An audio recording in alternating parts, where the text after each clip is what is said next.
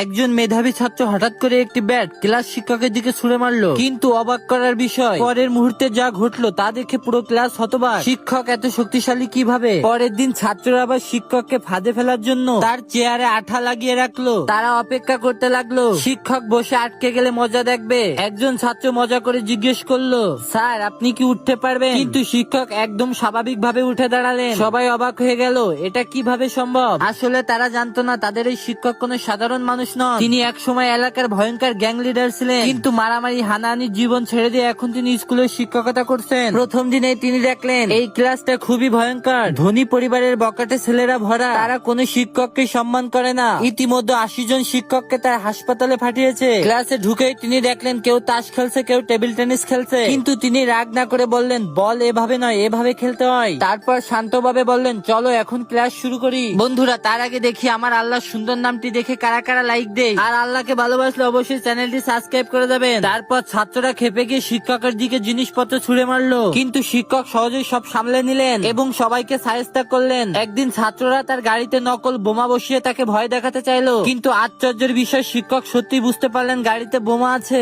তিনি দ্রুত সবাইকে দূরে সরিয়ে দিলেন। ছাত্ররা হাসতে লাগলো কারণ বোমাটা ছিল নকল, কিন্তু শিক্ষক জানতো বোমাটা ছিল আসল। এখন সবাই বাড়ি চলে যাও, কিছুদিন স্কুল বন্ধ থাকবে। পরে জানা গেল আসলে কেউ তাকে ক্ষতি করার চেষ্টা করছিল।